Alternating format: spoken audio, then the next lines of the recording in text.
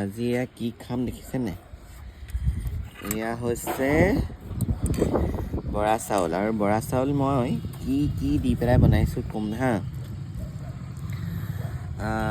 এয়া আজি খাবলৈ লৈছোঁ। ঘৰৰ পৰা বৰা চাউল লৈ আহিছিলোঁ। তাৰপিছত বৰা চাউলটো মই আকৌ নতুন ছিষ্টেম এটাত বনাইছোঁ হেৰি ঘিউত। কালি বৰা চাউল তিয়াই থৈছোঁ, কি টেষ্টি হৈছে।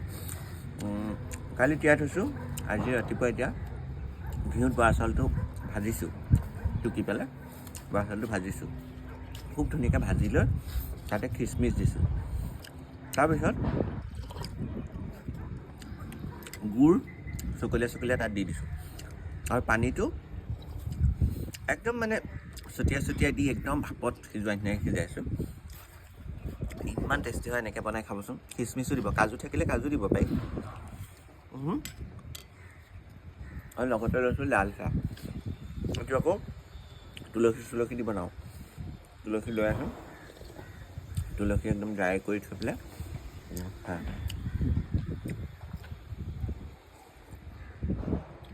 এইটো যে খোৱাটোৱে বেলেগ। বৰা চাউল এনেই খাই ভাল নালাগে, সেইটো মানে এনেকৈ তহঁতে নলগালে কেনেকৈ বা ল'ব লাগে। আৰু লগতে মিলাটো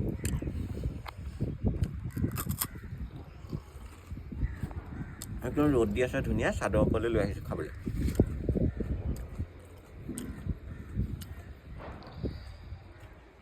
কোনে এনেকৈ বৰা চাউল খাই ভাল পায় বাৰু জনাব দেই কমেণ্টছত।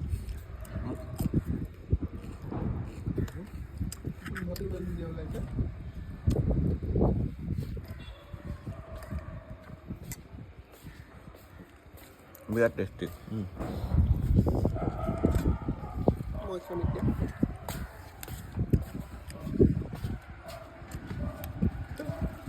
আপোনালোকক লোভ লগাইছে নে খাই?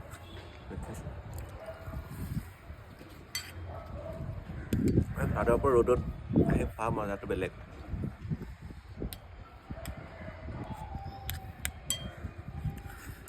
বিৰাট টেষ্টি হৈছে কিন্তু খাবলৈ।